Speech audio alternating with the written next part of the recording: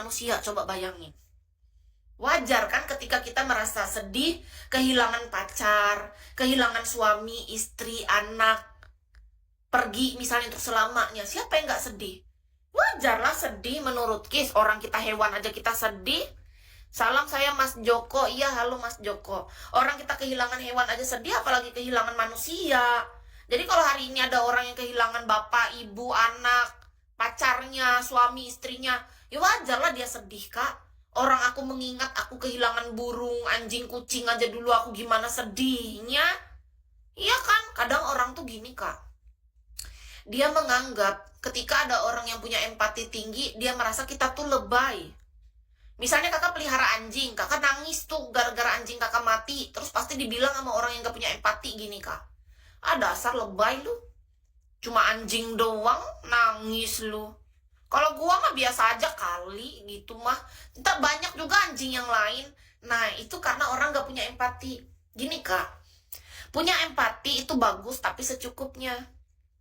Kita bersedih, kita menangis secukupnya, itu nggak apa-apa. Tapi kita juga nggak punya hak untuk kita mengatain orang pas lagi bersedih dan berduka itu lebay. Nggak boleh. Berikan kesempatan, waktu, dan ruang untuk orang itu bersedih. Gitu loh.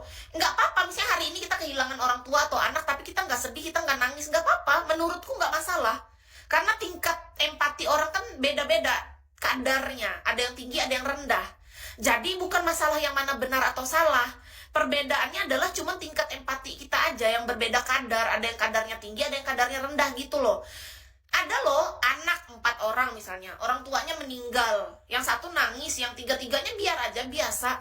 Yang biasa yang gak mengeluarkan air mata belum tentu dia gak bersedih. Cara orang bersedih itu dengan cara tuh beda-beda. Ada yang dia mungkin ya dia bawa dalam doa saja. Ada yang mungkin dia jadi nggak selera makan.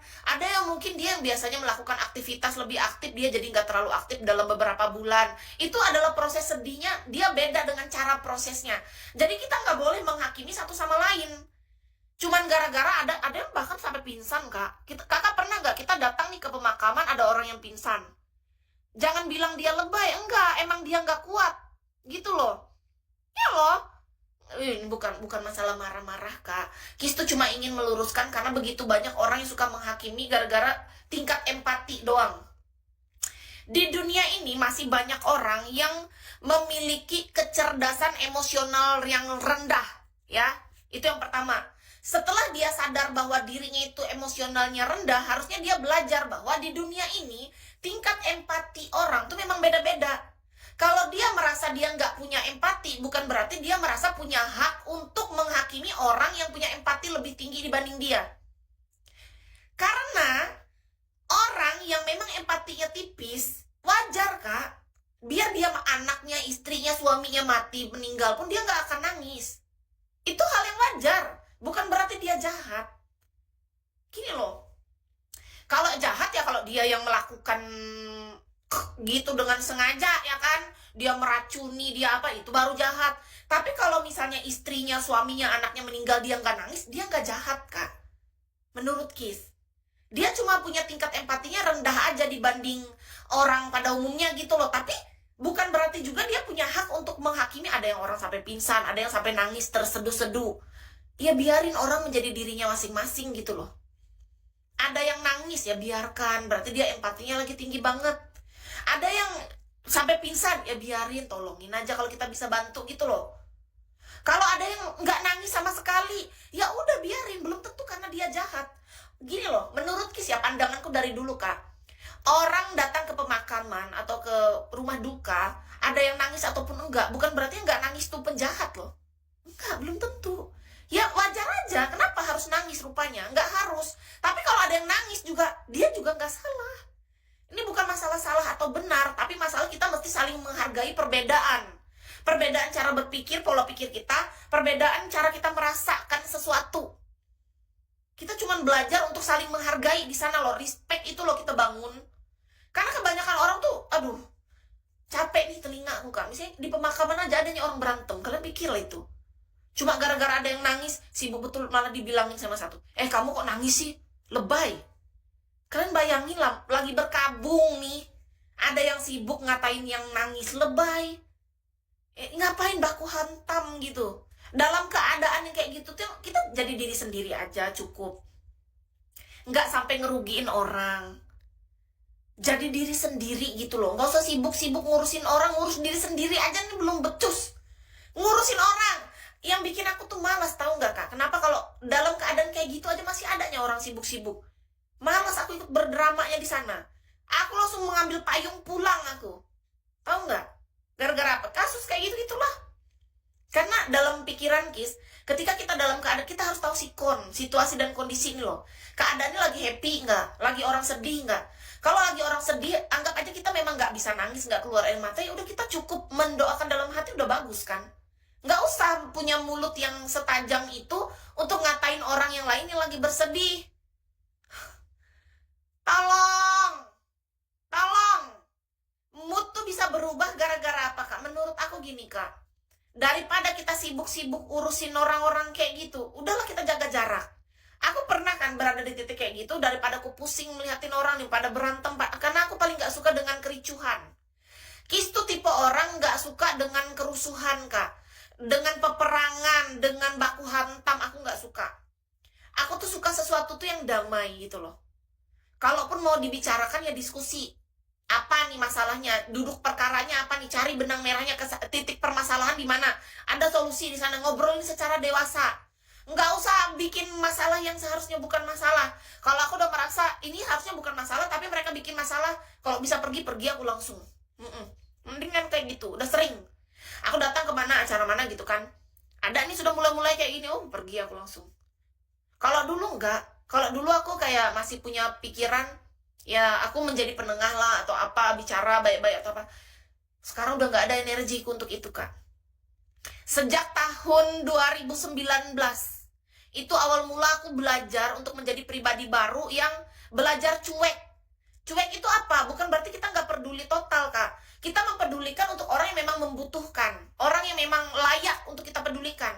Tapi memang ada orang yang memang dengan sengaja suka kalinya cari perkara Kak. Harusnya itu bukan masalah dijadiin masalah.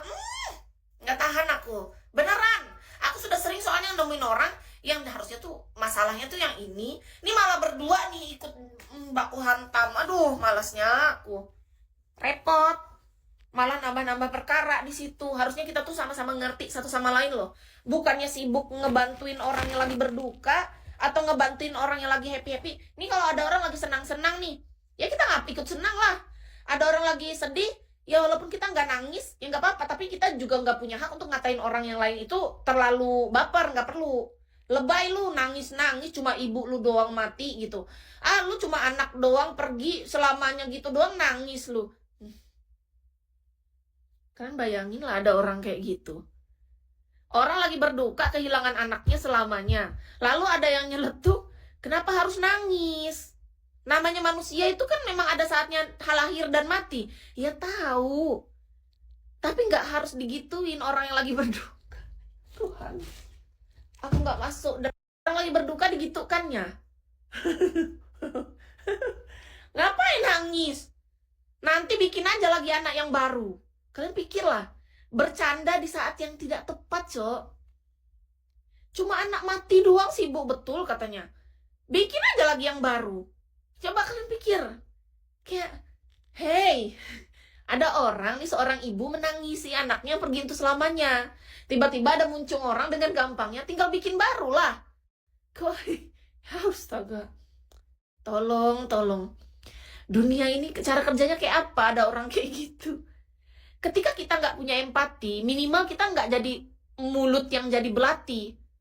Paham? Kita, anggap aja kita nggak punya empati. Tapi jangan sampai mulut kita jadi belati. Udah, itu aja. Menurut Kis, itu prinsip ya.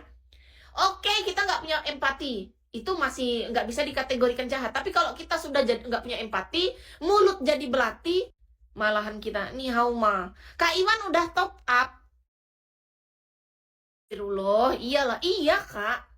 Kakak berarti belum pernah ketemu orang yang mulutnya belati kayak gitu. Ada orang lagi bersedih, ada orang lagi berduka, malahan diketawain, Kak.